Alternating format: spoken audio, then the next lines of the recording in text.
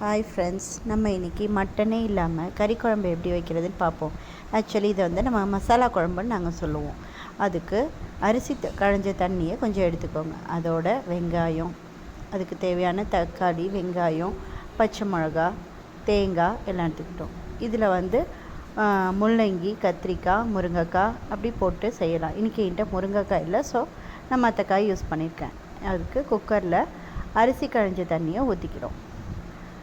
அப்புறம் காய்கறி, தக்காளி, வெங்காயம், 3 பச்சை மிளகா போட்டு நல்லா கிண்டி விட்டுட்டு மிளகாத்தூள் 1 ஸ்பூன், 2 ஸ்பூன் மல்லித்தூள், தேவையான அளவு உப்பு, மஞ்சத்தூள். மல்லித்தூள் 1 ஸ்பூன் கூட போடணும். எல்லாத்தையும் இப்போ இதில்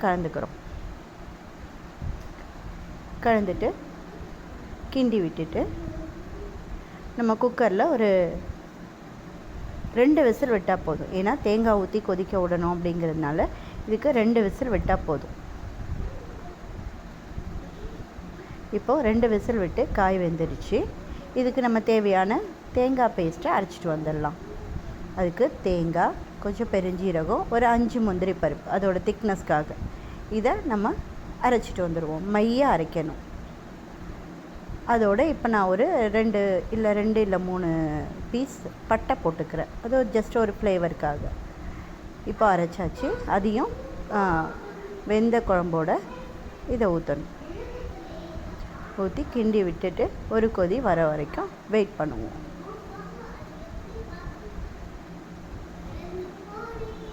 இப்போது நல்லா கொதித்து ஓரளவு திக்னஸ் ஆனோன்னு ஜஸ்ட் ஒரு ஃப்ளேவருக்காக மட்டன் மசாலா உங்கள் கிட்டே இருந்ததுன்னா நீங்கள் அதை கொஞ்சம் ஆட் பண்ணிக்கலாம்.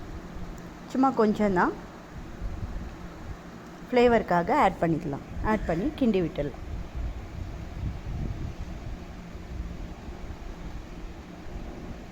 இப்போது நம்ம கடைசியாக தான் இதுக்கு தாளிக்கணும். அப்போ தான் அதோடய ஃப்ளேவர் நல்லாவே இருக்கும். கறி குழம்பு மாதிரி வாசம் இருக்கும்.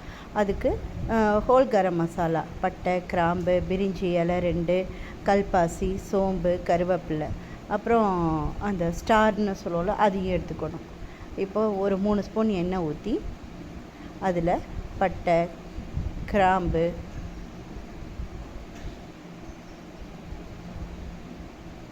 அப்புறம் இந்த கல்பாசி,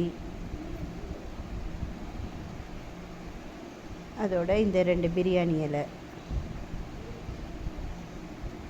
அப்புறம் அந்த ஸ்டார் பூவும் போட்டு நல்லா ஓரளவு தாளித்ததுக்கப்புறம் கொஞ்சமாக சோம்பு ஆட் பண்ணிக்கணும். சோம்பு ஆட் பண்ணிவிட்டு கடைசியாக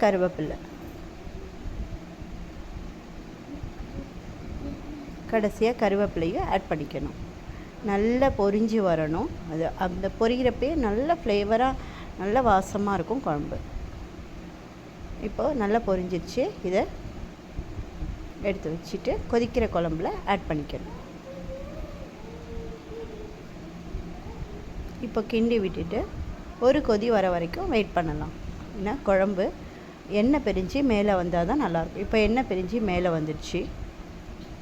குழம்பு நல்லா கொதிச்சுட்டு இப்போ கடைசியாக கொத்தமல்லி போட்டு இறக்கிட்டோன்னா ரொம்ப ரொம்ப சுவையான ஒரு மட்டனே இல்லாத கறி குழம்பை நம்ம சாப்பிட்லாம்.